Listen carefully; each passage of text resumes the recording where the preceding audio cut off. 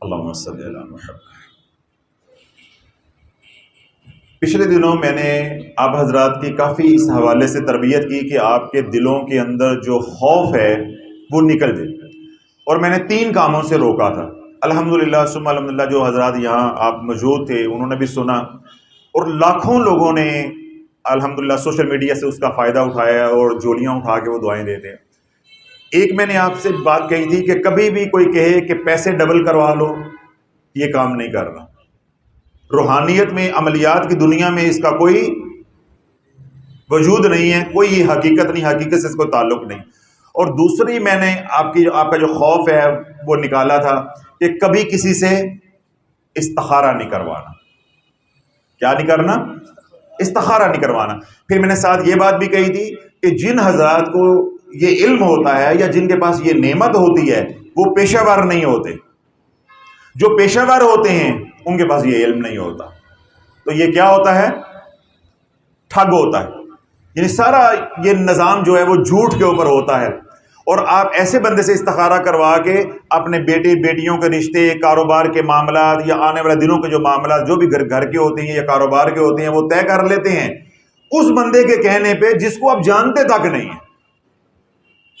جس کو آپ جانتے تک نہیں ہیں۔ اس نے کہا کر لو، آپ نے کہا کر لیں، وہ کہے گا یہ نہیں کرو، آپ اللہ والو اگر اتنی تم اللہ کے نبی علیہ الصلوۃ والسلام کی مانتے، اللہ کی مان کے چلتے، تمہیں استخارے کی ضرورت ہی نہ رہتی۔ وہ بندہ جو بھائی کہاں بیٹھا ہوا ہے یوٹیوب کے اوپر میسیجز کے اندر، وہ آپ کو واٹس ایپ کے ذریعے بتا رہا جی کر لو، آپ نے کہا جی کر لو۔ تو کملی والا تو ہر پل ہمارے ساتھ ہے، اللہ ہر لمحہ ہمارے ساتھ ہے، تو ان کی ہم مانتے نہیں ہیں۔ جس کو جانتے نہیں ہیں ان کی مانتے ہیں، جن کو جانتے ہیں ان کی مانتے نہیں ہیں۔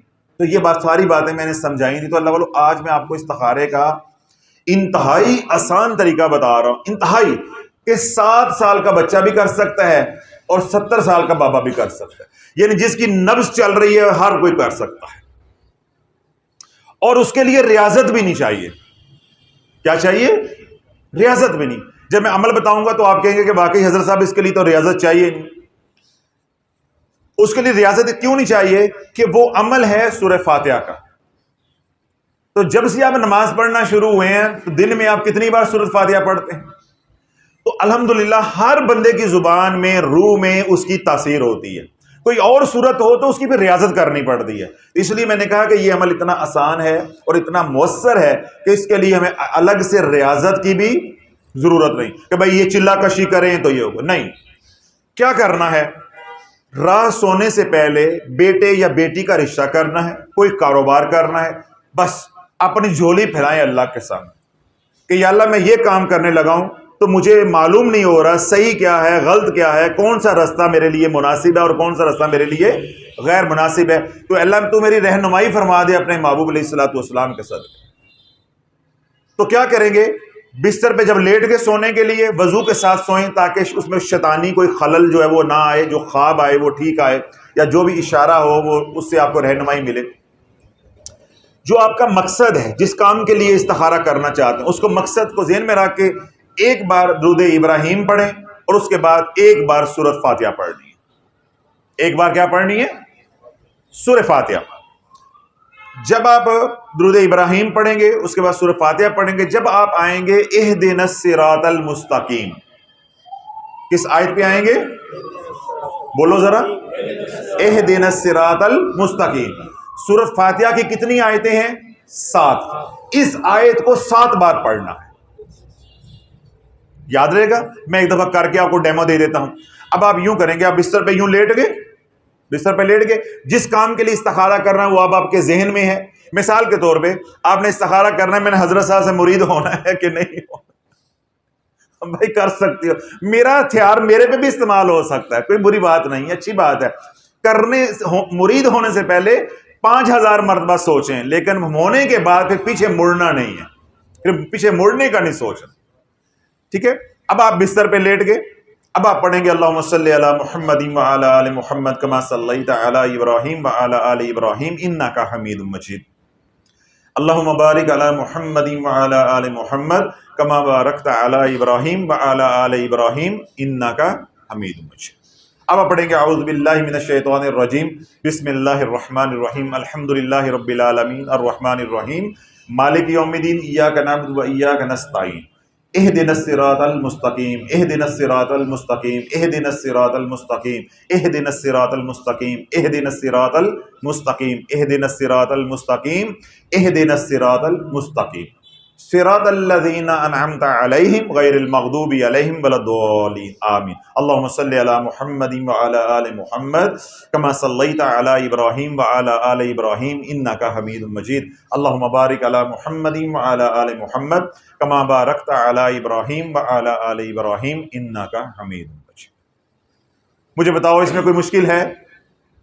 اول و آخر ایک بات درود ابراہیم جو سورۃ فاتحہ کی یہ آیت ہے اہدنا الصراط المستقیم، اے اللہ مجھے سیدھا رستہ دکھا، اس آیت کو سورۃ فاتحہ کی 7 آیتیں ہیں، اس کی مناسبت سے روحانی عدد کے حساب سے 7 بار پڑھنا، بس پڑھ کے سنت کے مطابق دائیں کروٹ آپ سو جائیں، دعا پڑھیں، اللہ پہ چھوڑ دیں، انشاءاللہ پہلی رات آنکھ لگتے ہی اللہ آپ کو دکھا دے گا یہ کام کرنا ہے یا یہ کام نہیں کرنا، نہیں اگلی رات کو کر لیں، نہیں اگلی رات کو کر لیں، 3 دن مسلسل کر لیں۔ اور اگر جس طرح آپ میری طرح رات کو نہیں سوتے دن کو سوتے ہیں تو آپ دن کو کر لیں، دوپہر کو کر لیں، جب مرضی کر لیں، اس کا تعلق نیند کے ساتھ ہے۔ خواب میں کچھ نظر آ جاتا ہے تو ٹھیک ہے، 3 دن میں کچھ نظر آ جاتا ہے ٹھیک ہے، اگر 3 دن میں نظر نہیں آتا تو 1 دن کا وقفہ دے کے پھر دوبارہ 3 دن کر لیں، ٹھیک ہے۔ بسا اوقات اللہ والو یہ ہوتا ہے کہ کچھ لوگوں کا جو نظام ہے کشف کا وہ بہت زیادہ کمزور ہوتا ہے، بعض لوگوں کا اعصابی نظام جو ہے وہ کمزور ہوتا ہے، ان کو نیند گہری نہیں آتی، جس طرح بھی میں نے جادو کے علامات بھی کی، ان کو خواب آئے گا نہیں، ان کی آنکھ بار بار کھلتی ہے، بعض شوگر کے مریض ہوتے ہیں، بعض اور کوئی تکلیف کے مریض ہوتے ہیں، بعض کو گہری نیند نہیں آتی تو وہ ان کو خواب نہیں آتا، تو لوگ استخارے میں پریشان ہو جاتے ہیں، حضرت صاحب ہم نے اتنے بار استخارہ کیا ہے نظر تو کوئی شے آندھی نہیں ہے۔ بھائی استخارے کے اندر نظر آنا شرط نہیں ہے، یہ بات سمجھ لیں مسئلہ، استخارے کے اندر نظر آنا بزرگوں شرط نہیں ہے۔ ہم گمراہ ہوتے ہیں کہ بھائی نہیں ہمیں نظر آئے گا اے سڑکے چڑھنا ہے، اے سڑکے جانا ہے، اے سڑکے جانا ہے، بھائی ایسا نہیں، اللہ دکھا دے تو اس کی مہربانی ہے، ہمیں آسانی ہو جائے، اور اگر اللہ نہ دکھائے تو اس کا کیا ہوگا؟ آپ جس کام کے لیے استخارہ کر رہے ہیں اللہ اس کام کے لیے آپ کے دل کو مطمئن کر دے گا۔ اگر آپ کے دل کو قرار آ جاتا ہے تو یہ اس بات کا اشارہ ہے کہ یہ کام تیرے لیے بہتر ہے، اگر دل جو ہے بے قرار اسی طرح ہی رہتا ہے، شش و پنج کا شکار رہتا ہے، تو یہ کام آپ کے لیے بہتر نہیں ہے۔ اب بات آج سمجھ آ گئی؟ اگر تو خواب میں کوئی چیز نظر آ جائے تو نور علی نور اللہ سے مانگے کہ یا اللہ میں اتنا سمجھدار نہیں تو میرے کرم فرما دے، مجھے کھول کے بتا دے کہ کم کرنا ہے کہ نہیں کرنا، تو یہ تو اللہ سے یاری ہے، اللہ سے منوا لو کہ اللہ کھول کے بتا دے۔ وگرنہ اگر آپ مریض ہیں، آپ کو نیند نہیں آتی یا آپ کا کشفی نظام بڑا کمزور ہے، آپ کو وہ چیزیں منکشف نہیں ہوتی، تو پھر کیا ہے کہ اگر آپ استخارہ بار بار کر رہے ہیں، 3 دن کیا یا 7 دن مسلسل بھی کیا ہے، کوئی چیز نظر نہیں اس میں آ رہی، تو آپ کو استخارہ کرنے کے دوران آپ کا دل مطمئن ہے کہ بیٹی کا رشتہ کریں گے تو انشاءاللہ اللہ خیر فرمائے گا، یا میں فلاں آدمی کے ساتھ پارٹنرشپ کر رہا ہوں تو اللہ خیر فرمائے گا، میں نے سفر پہ جانا ہے تو میرا دل مطمئن ہے۔ تو جب اللہ بولو دل مطمئن ہے تو پھر کہو حسبی اللہ لا الہ الا ہو علیہ توکلت وہو رب العرش العظیم، 7 بار یہ دعا پڑھو اور پھٹے چک دو، پھر انشاءاللہ استخارہ بھی کر لیا، اللہ سے مشورہ بھی کر لیا، سنت پہ عمل بھی ہو گیا، پھر ہم نے وہ دعا پڑھ لی کہ اللہ کے ہم نے بھروسہ کر لیا، اب اس کام کے اندر کوئی تھوڑی سی اونچ نیچ ہو بھی جائے گی تو نقصان نہیں اللہ ہونے دے گا، کیوں؟ تو نے اللہ کے نام سے شروع کیا، اللہ کے نبی علیہ الصلوۃ والسلام کی تعلیمات پہ عمل کیا،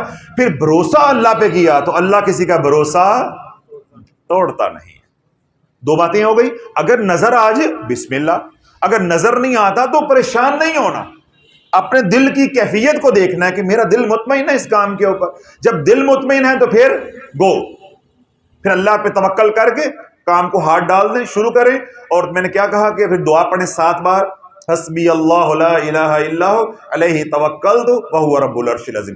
اللہ بولے دنیا کا کوئی بھی کام یہ والا استخارہ کر کے کرو گے زندگی میں کبھی ناکامی نہیں ہوگی، اور اگر بالفرض کوئی ناکامی ظاہراً ہو بھی جاتی ہے تو اس کے نیچے کامیابی کو اللہ نے چھپایا ہوگا، کہ اللہ نے نظام بنایا کہ پہلے یہ چھوٹی نعمت دوں گا، وہ واپس لے کے تھوڑا سا جھٹکا دوں گا، غم دوں گا، یہ بندہ اور میرے قریب ہوگا، پھر بڑی نعمت دوں گا، تاکہ اس کا ظرف بن جائے گا نا سنبھالنے والا، پھر اس کو بڑی نعمت دے دوں گا۔ تو جس نے اس طریقے سے استخارہ کیا یا عمل کیا کر کے کسی بھی کام کو، دین کا کام ہے چاہے دنیا کا کام ہے، ہاتھ ڈالا، انشاءاللہ العزیز وہ کبھی بھی ناکام نہیں رہے گا۔ تو آپ تمام حضرات کو اس کی بڑے آسان اور مختصر استخارہ کی اجازت ہے، جس کو جا کر آپ اجازت دیں اس کو بھی اجازت ہے، جو سوشل میڈیا پہ سنیں ان تمام حضرات کو بھی اجازت ہے۔